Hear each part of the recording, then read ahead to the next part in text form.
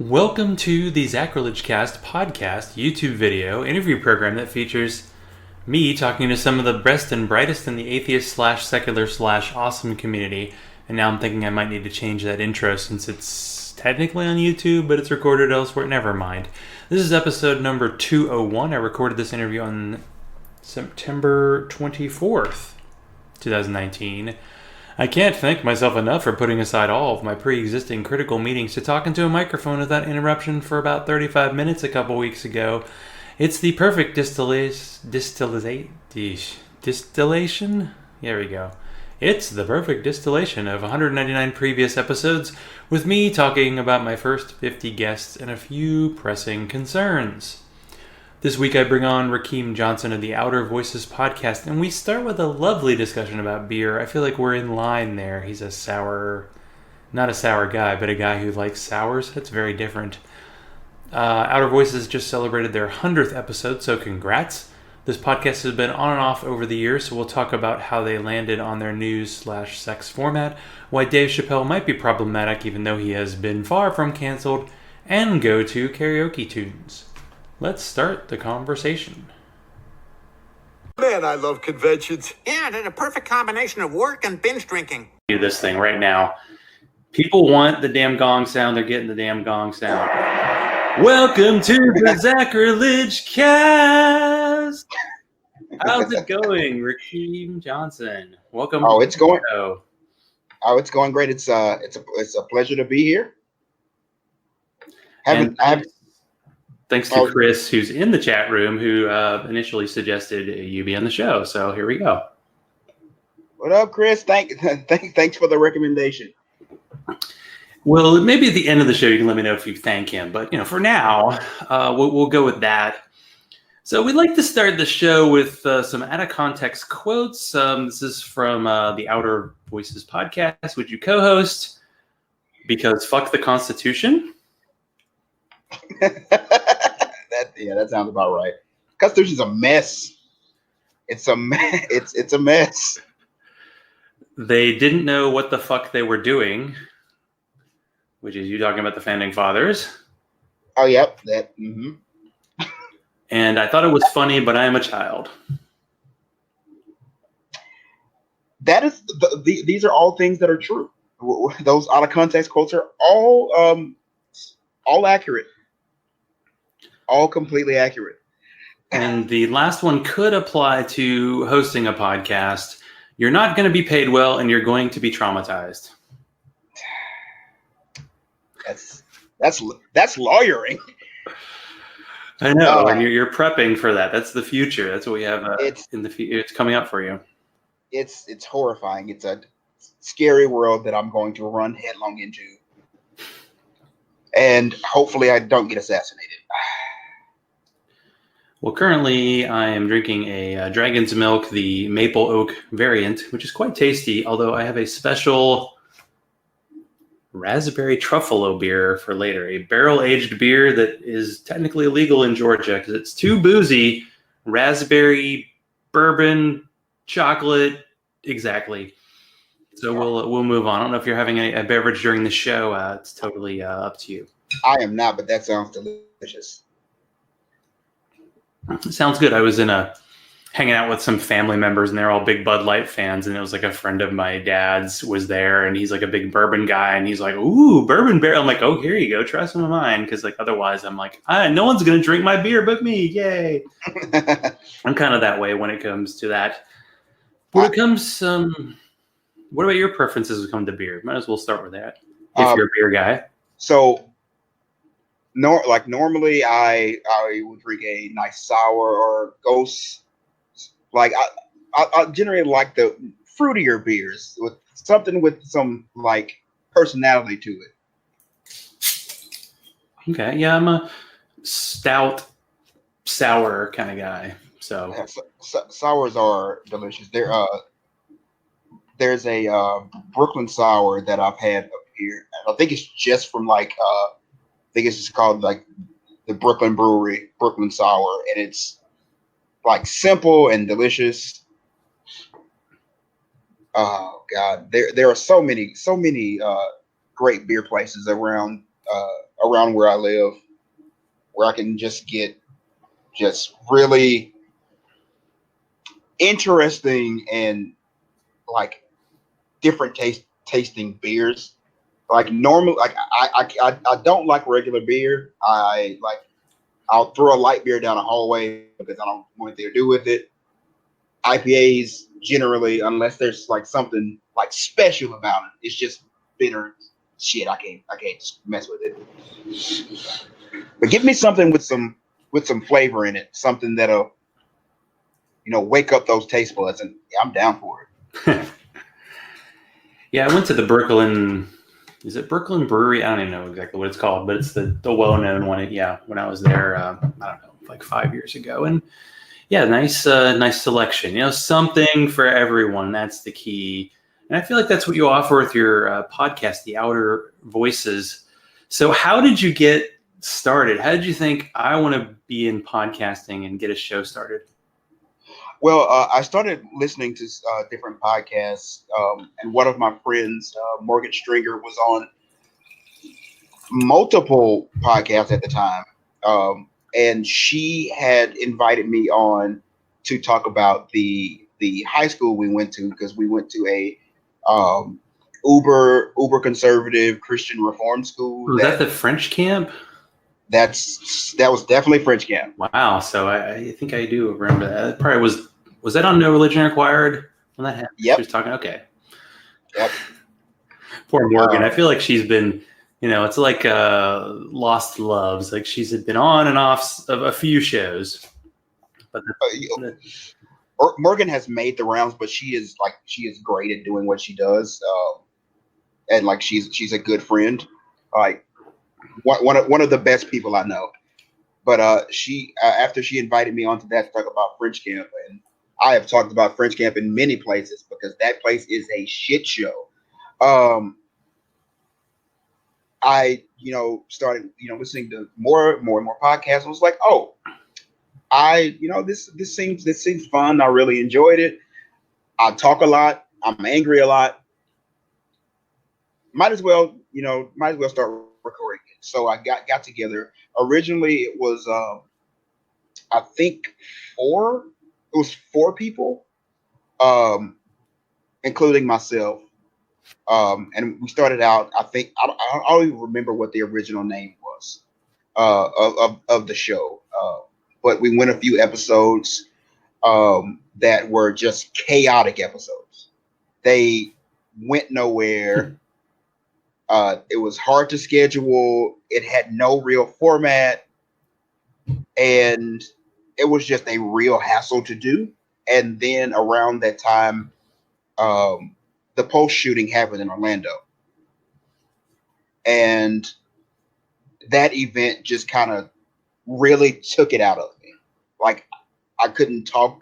Like I couldn't talk about it. I think I did one final show by myself talking about it, and just how I felt that someone would go in and just murder people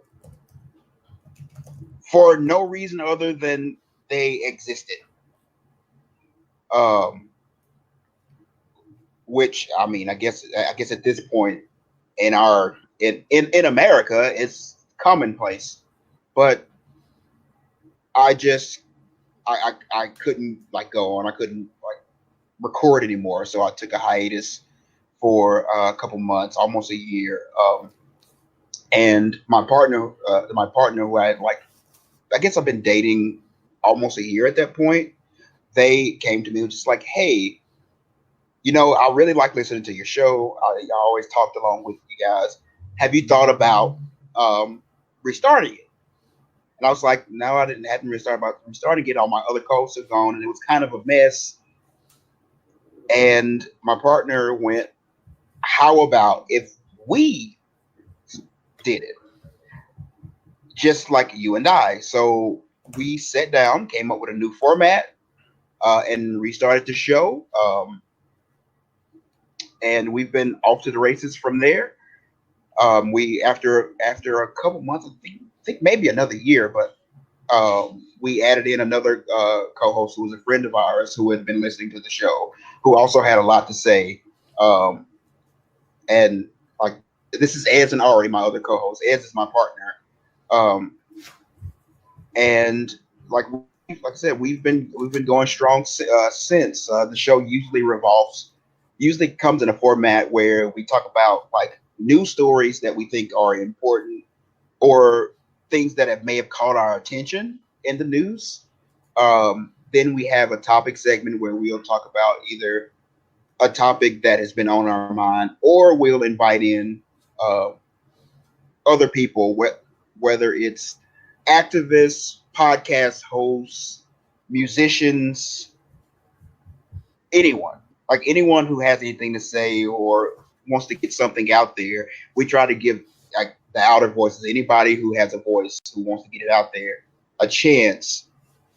When in a world where there's a lot of people yelling, there's a lot of people saying stuff, we try to give people who actually have something good to say a platform. And there's, like I said, there's the news topic, and then we have a sex segment, which my partner slash co-host is Hope. That's their section because they're a budding sex educator, and that's where we talk everything about from body positivity to sex positivity to how to use different forms of protection and how to discuss consent and how to hit somebody properly and when you're doing kink stuff. So just about anything you can come think about in sex, we try to cover. And we punctuate all that with music from artists that we have found or found us who want to get their music out there. We try to, highlight as much and as many people as we possibly can. Like we're a show that is very much tries to be community based. Yeah, that's what really stood out for me. I mean, part one, of course, talking about kind of social justice topics, which can be difficult, and then of course talking about sex and just treating it as something that happens in life as opposed to this super titillating thing that you can't talk about the way you talk about other things. And you were talking, the episode I listened to all the way through was episode 99, and there was a discussion of sexual STIs versus STDs and just the amount of information you have, and then you're kind of talking about the casual fashion, I think was really good, and it's informative, educational entertainment, right? That's what you're aiming for. Yeah, that's exactly what we're aiming for. I honestly have to go through when it comes to sex. Like sex is, and this is, I mean, a direct offshoot of, religion and all the things that religion puts on sex. That it's just icky and it should be hidden and between married couples and this and that. When sex is an everyday natural biological function, and it takes so many different forms and happens in so many different ways and is expressed so differently that like we shouldn't be just hush hush, ooh, you're talking about anal sex, oh my gosh, or oh, that person had a threesome, or that person went to a kink party where somebody was, dressed as a dog. Because everybody does this stuff. Like, even the things that people think are quote unquote weird, this is everyday normal things for people. And we should be able to talk candidly and openly about these things, because if we don't, we're just going to alienate people. We're going to put people in boxes. We're going to stigmatize people. And really, we're going to make the world not as safe. Well, clearly, after asking a question about sex, I have to ask a question about length. How long is the show usually, and how often do you post it? We usually run about an hour and a half to 2 hours. We try to keep it around an hour and a half. But we tend to talk a lot, so it can run a little bit longer. And we usually post around. It used to be weekly, but as timing has gone on, we post generally every 2 weeks. At least we try to anyway. If we can't, we just post whenever we can. But normally we post every 2 weeks. The show usually comes out on Mondays or Tuesdays, depending on if we can get it edited in time. But yeah, it's usually a bi-weekly hour-and-a-half show. Now, I personally don't like this question when I get it asked to me, but I feel like I need to ask it. And you don't have to say like, oh, what was your favorite guest or favorite episode, but was there like a guest or a discussion that kind of surprised you or went in different directions or something that you're like, oh, this is something people need to hear so they kind of get a feel for what this show is, and then they'll keep coming back for more. That is a good question. I would say 2 episodes really stick out. One is our episode 69, which was our sex show, and it was all just sex related questions. And like that was a real like deep dive into like once again different sex related questions. A lot of information. It was funny. It was fun. I think that really gets our essence. Like we try to educate. We also try to talk about like our experiences, and we also like to have fun. And the other thing would be it was a 2-part series on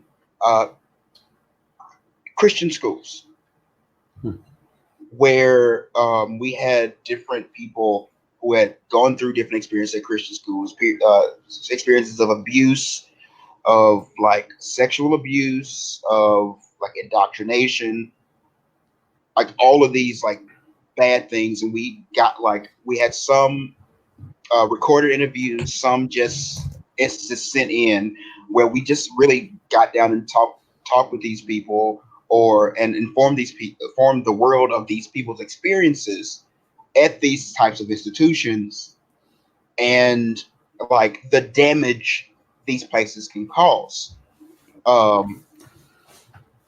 And like that really once again sticks to me, of like informing people like just of things that they may not have known, or that they may have just don't think about. Because I mean, Christian schools or religious based schools, you see, a person going, I went to Catholic school, or I went to like this boarding school or whatever, and people don't really think of what that experience was like, or could have been like. And there are like mountains and mountains of evidence that a lot of times these institutions are abusive and dangerous, and people end up in really, really bad situations because of it.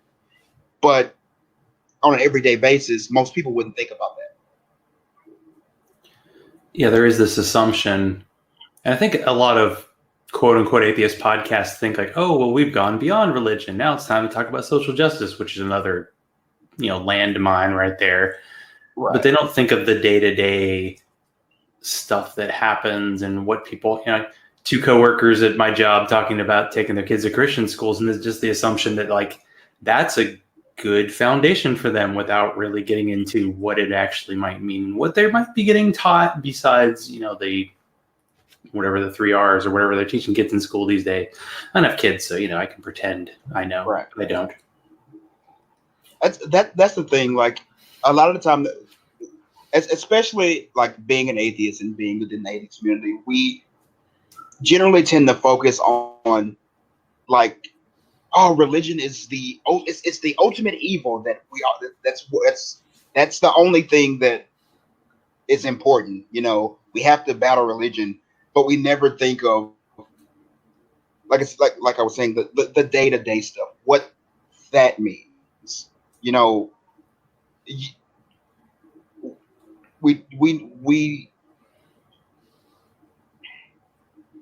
We haven't quite learned to. and this is a term we use on our show all the time, but intersectionality. We haven't quite got that intersectional like talk on, like focus on things that we should, and that's something we focus on a lot on our show. Like things intersect and affect people's everyday lives. It's one of those terms that gets automatically branded as bad, but then I start thinking of like postmodernist Marxist stuff that nothing has to do with each other, but the terms sound mean. So when you talk about intersectionality, obviously things intersecting makes sense, but why is that important to discuss kind of in a social justice context? And I feel like a bunch of people are drinking when I say this. Well, and especially like as someone who was in law school, it comes up a lot in a social justice context. People tend to compartmentalize, like, oh, I'm fighting for this thing, or I'm focused on this thing and that thing. Like, I'm gonna focus on LGBTQ issues. I'm gonna focus on atheist issues or Black issues. But intersectionality is the idea, which is, it's not even an idea. It's a true fact that people are not just one identity. Identities intersect and create different things that actually affect how a person's life. Like, you can be like a Black person, and a Black straight male is going to have less like things weighing down on him in his life as a Black trans woman who's an atheist. Like, there are cross sections of like oppression and cross sections of privilege that create what people's daily lives are, and creates people's experiences. And we can't fight for people's experiences. We can't fight for social justice properly until we realize that things do intersect. I don't know if we were going to talk about it on the show, but one of the big things that had come up recently was Dave Chappelle's comedy thing and all the hullabaloo over that. And that, like, to me, that is a good example of people not understanding intersectionality and where certain experiences and mindsets lead people. Yeah, I think we were going to discuss, I think the initial, I think I posted it to some atheist podcaster group. Hey, you want to talk about the Dave Chappelle and comedy and cancel culture, which it's really weird because this whole cancel culture discussion seems to be like people are getting canceled. Oh, you mean all the people who are continuously getting more Netflix shows and are on a bunch of podcasts and getting all that? That's the cancel you're talking about? See, and you made a comment on, I think Chris talked about it. Darn you, Chris! You always keep coming up. And obviously, as a white dude, I can't, I can, but I probably shouldn't discuss, Black man discussing issues. But it appeared to be, there's some problematic aspects to it. But you had a better background on that than I clearly do, and I haven't even seen it, so not much to say on it. Well, I will. What I said was what it came down to was this. So what a lot of people were coming at Dave Chappelle for, especially, was his comments about the LGBTQ community, and like his experience with that, whatever. And as I watched it, I was like, yeah, that's offensive. But what I was explaining to Chris was, like, as a white person in general, it's very hard for you to call out or cancel a Black male or a Black person in general, like, because there are levels of privilege, and in this country, because it's a white superior oriented country, and that is no one today's fault. That is how history and people manipulating things has worked out. That is how race has evolved. That is how society has evolved. But because of that, privilege has been stacked in certain ways. Now, Dave Chappelle was like what he was saying was offensive, certainly offensive. But what he was trying to say was coming from the position of a black male, and he's coming from a black male who sees all white people as being above him socially, politically, and economically. It doesn't matter if they were white straight, white LGBT, white trans, whatever. All white people are above him. So in comedy, there's the idea of punching up and punching down. When you're a comedian, you're supposed to punch up. You're supposed to punch up at people who are socially, economically, politically more powerful than you, and not harass people who are lower than you. But coming from the position of a black man, every white person is higher than you. So when he was making comments about the LGBTQ community, he was making them as a black man seeing LGBTQ white people holding more political, social, and economic power than him. And this goes back to this intersectionality thing, because while he was making those comments based on I'm punching up at all of these people, he ignored black LGBT people and black trans people,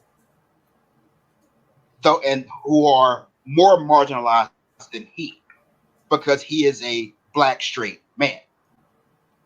So it becomes difficult when trying to call out something like that, because as a white person, you're telling a person when you call out Dave Chappelle, you are telling a person who is politically, economically, socially lower than you that they can't say something. And you really can't do that, because not you in particular, but like it's like I'd get more YouTube subscribers if I did. Right. Dang, this conscience of mine.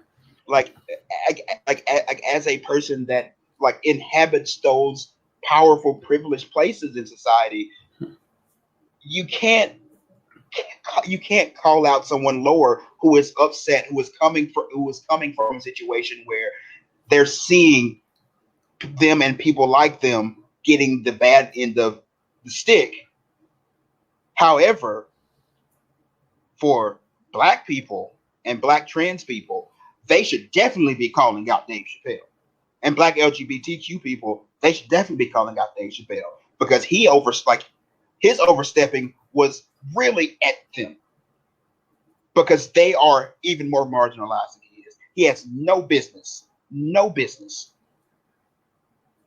doing says aimed at them. So it's comedy it's tough, because you have to walk them. You have to think about that line and walk that intersectional line.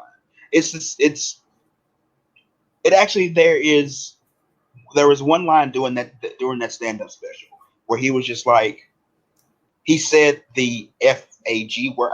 I'm not gonna say that word, but he said the FAG word, and in a sketch on his show, and Standards and Practices on TV went, "You can't say that." And he's like, "Well, why can't I say it?" He goes, "Because you're not a gay person." And then his response was, "Well,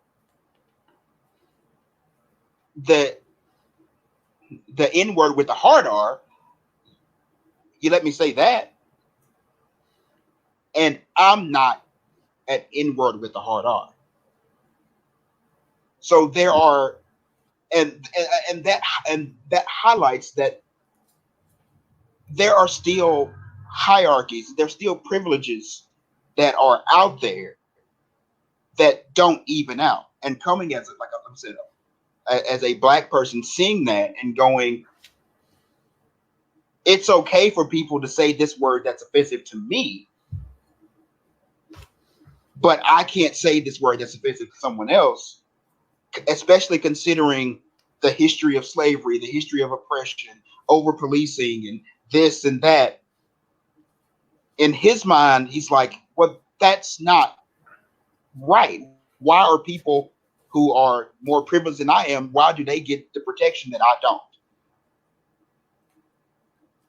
So it's like I said, it's a very tough situation, and it's very hard to navigate. And I think comedy, like modern comedy itself, is in a flux period where people are like having to learn how groups intersect, how experiences intersect, and catering comedy and catering what they say in an acknowledgement of that intersectionality, and in that and punching up in the proper way. And that's why these like dumbass like Netflix specials of Triggered and whatever, because the response to the idea of punching up is, well, I can't say anything because everybody's gonna be offended and everybody's just freaking snowflakes and blah blah blah. So I'm just gonna make a Netflix thing and say all of the things, and I'm gonna aim at all that people who are lower than me. And doing that, you're a piece of shit. And I like Chappelle is getting dangerously close to doing that. But it's like 1,000 of them, and it's stupid. Like you gain nothing but like stupid dumbass followers who are already just out of control at this point from those shows. Like you're not helping comedy by doing this dumb stuff. You're not making it any better. You're not evolving comedy in any sort of way. You're just banking on angry people who are being shitty to like your stuff. Yeah, if somebody's aiming for the whole, well, if I offend enough people, I'll get enough attention, that's good. But the point that you brought up that I thought was interesting, a little different than what I've heard, is the fact that maybe Dave Chappelle is thinking LGBTQ community as the white version, but that's a bit of, the black culture of like, it always, people are trying to make any kind of minority culture, including, atheists, at least that part I know myself, into one thing. And one thing we know, all atheists don't get along, so clearly all other minority groups are not going to all get along. Well, and have words for him that hopefully he would actually hear, as opposed to something I could critique him about, which I won't because I didn't really see the special anyway. It's actually a very interesting thing, and it's back on the intersectionality thing. Is that black people inhabit the lowest socioeconomic political place in this country, and it has been that way since before the foundation of the United States. That's unfortunately how it is. And when it comes to other minority groups, like such as the LGBT community, such as the atheist community,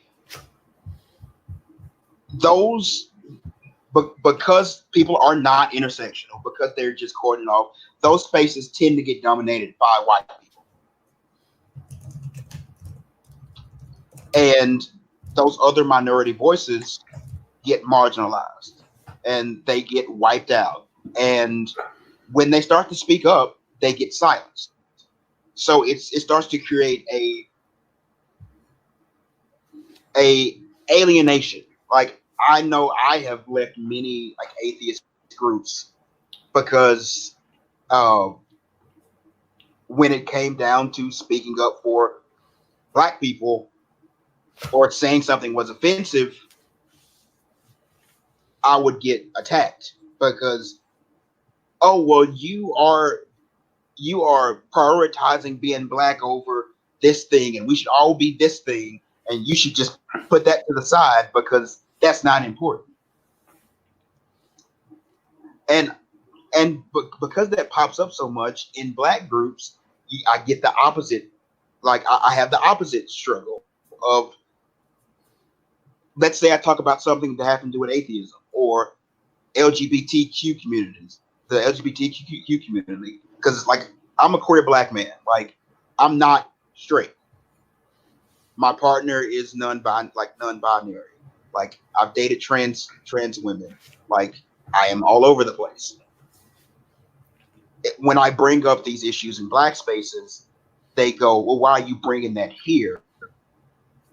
You should focus on like black stuff. Not realizing that all of these things are combined. All of these things make up people's struggle. Well, how do you find spaces where you feel like you fit in a way, or is that even the right question to ask when you're kind of trying to find like communities, whether it's online, whether it's in person? It's honestly like digging for gold in a silver mine. It's like I just like weed through it until I find a place that is, that is safe, that is open to the people expressing their experiences from like all sections without being silenced, without being marginalized. And honestly, if I have had more success creating those spaces than finding them. I actually run a Facebook page it's called Black Nerds United. And it started out as just a place for, not just black people, but people who are open to black experiences, who are nerdy, who like want to talk and discuss black experiences and nerdy stuff, to come and talk and stuff. And over the years that I've like run this group, I've had to like focus on making that space safe. Like I do not allow any sort of like, you can't bash, like you do not bash women. Like there will be no misogyny. There will be no like anti-LGBTQ stuff. Like you're gone. Because people need to be safe. Like people need to be able to express their experiences safely. And like I will not put up with people who cannot respect other people like that. So finding those places are hard, and oftentimes I just have to create them with, of course, help from other people who are, as open, as wanting to create and have those safe spaces for people. Yeah, I think it's this assumption that like once you find your quote unquote people, that the struggle will end, but it really doesn't. You're going to have to deal with problematic behavior all the time, and that just happens. I wanted to ask about, on your Facebook description, you're talking about ethical non-monogamy. So what kind of challenges do you deal with that? Because I feel like people hear non-monogamous and they automatically think there's a lack of morality just inherent with that situation. And it's so funny. I've actually had this discussion with so many people, especially when I first became polyamorous / ethically non-monogamous, because it's the whole idea that monogamy is the ethical. It's the one way. You just have a couple of people together forever, when hearts don't really work like that. Like, you love multiple people over your lifetime. Like, whether you are monogamous or non-monogamous, you form love. You form those bonds with multiple people over your lifetime. And like being poly, being ethically non-monogamous, like it's not about, and I've had to explain this to my like family members and friends, like it's not about sex. It's not about you going out and just having sex and dating as many people as you want. It's about crafting meaningful and open and beautiful relationships with people.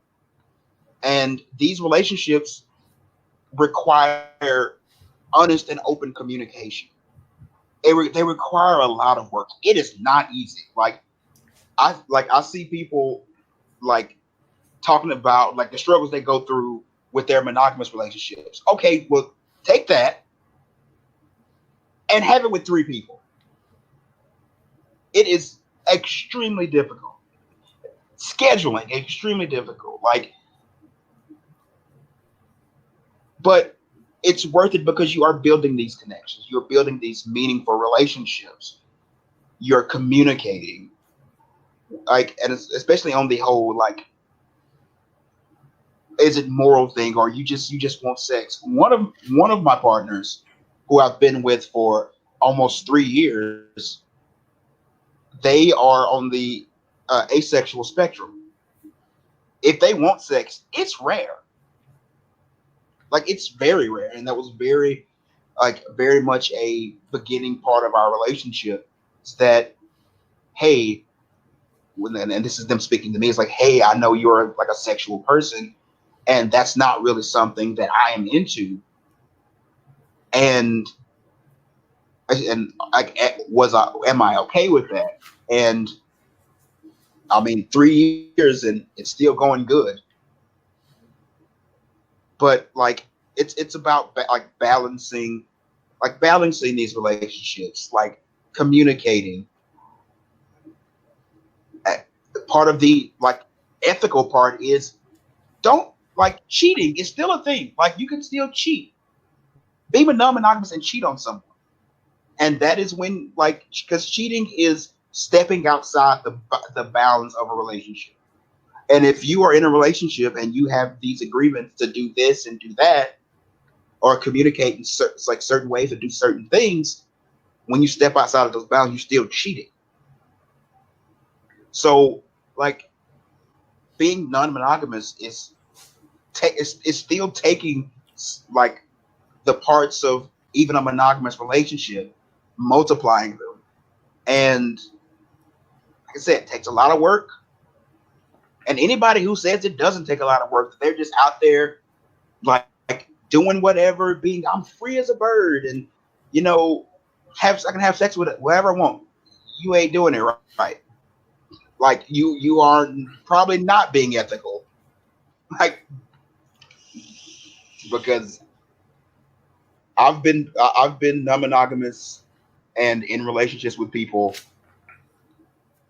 for like 4 or 5 years, getting close to now, and I know I'm going to get called out for getting the year wrong, but 4 or 5 years now, and it's not all free, but it's not all free and free love and all that. It's, like I said, a lot of work, a lot of communication, a lot of scheduling. Like you got to be prepared to schedule stuff. Being there for multiple people emotionally. It takes a lot, but it's entirely worth it for the people who want to do it. And I'm not saying everybody, because a lot of the time when you talk to like poly people, they try to sell you on being polyamorous. So they try to sell you on being non-monogamous. I'm not going to sell you. If you're monogamous, do your thing. Like, do your thing. Do you love who you want to love? Because that's the important thing. You love who you love. So it's on a multi-level marketing scheme? I swore that's what it was. Oh, God. If it is, I am doing it wrong. Because I am broke. There are a lot of birthdays coming up. I'm going to get gifts together and Christmas and oh yeah. I was thinking there's more stuff to remember, and then there are more people in your life who will probably remember stuff that you forget that are probably critical things. So that's probably a positive.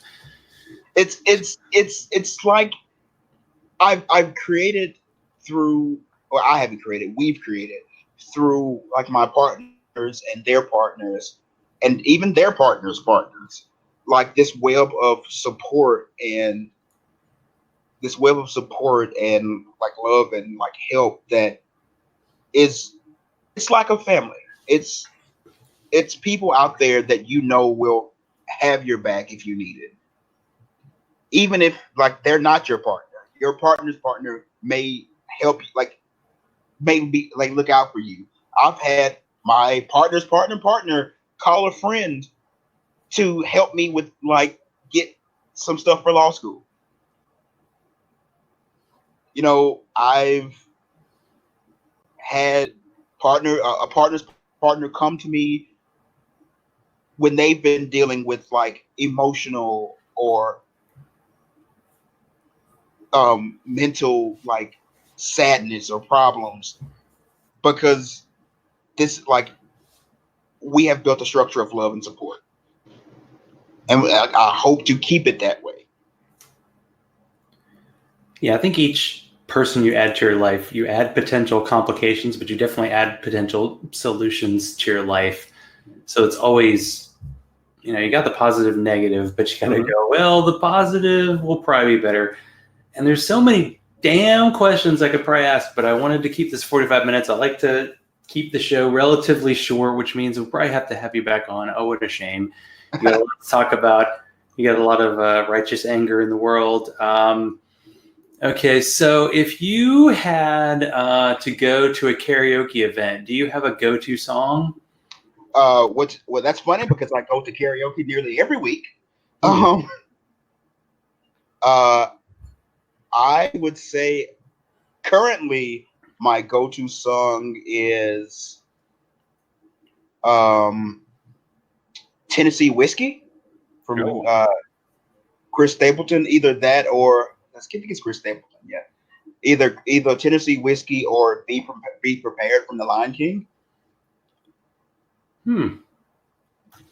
I tend to go with Crazy Little Thing Called Love or Mama Said Knock You Out. Oh, yeah, those are classics. Which, yeah, can be classic. I haven't done this in a while. I'm actually going on a cruise in a month, and there's always like a karaoke night, and I know, yeah, that's going to happen. And the best part is I'm going to Portland, Maine, and I've heard there are 34 breweries, and I can't see them all in a day, but I feel like in life you want to live up to challenges. So dang, yeah, we've run out of time. So how do people find your show online and kind of reach out? Well, we are currently available on the Spreaker app and Spreaker.com/The Outer Voices Podcast. You can also find us on Spotify, iHeartRadio, and Podcast Addict. We also have a Facebook page, The Outer Voices Podcast, and a Patreon that is sad and lonely that could use plenty of support at patreon.com/The Outer Voices Podcast. You can usually find us there. You can communicate with us on Facebook. We're trying to get on Instagram as soon as possible, but currently those are the places where you can find us.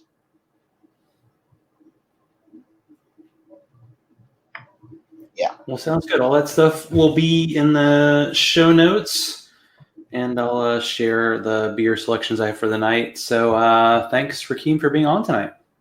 It was great being on. I haven't done one of these interviews for someone else in a long time, so it was a pleasure. I loved it. Well, everybody else is missing out, but it's good for all of us. So thank you. No, hey, thank you.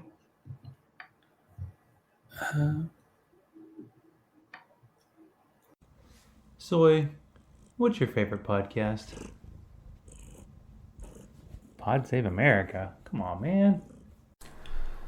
Live read. There have been too many things sticking in my craw recently.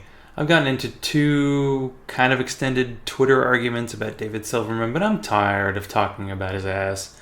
Check out the Codcast from Cult of Dusty if you want to get that far into the weeds. I'm personally ready to be free of weeds. Congrats to Grandma Daryl for her son making some babies, and hopefully the feral cats who will raise this child will do just as good of a job. If you want to support this show, be like Freethinker215, Chris Watson of Podunk Polymath, Bobby, Ashley, Hugh, Teody, Alan Marks, Larry, Daryl, and the other Daryl, wait, that's me, and support the show on patreon.com/Zachrilege, Zachrilege, and if I can say it, oh wait, I didn't have any beers. You can spell it too. Follow me on Twitter, like the Zachrilege Cast page on Facebook, and send all mail to zachrilege.cast@gmail.com. Thank you to Rakeem for being on. Check out the Outer Voices podcast, and all links I will include in the show notes. I am going to attempt to break up a podcast because I never have done this on purpose. So I had Amy with a Y on. I'm going to have Amy with an I on next week to tell her side of the Skepticon story. So until then, let's continue the conversation.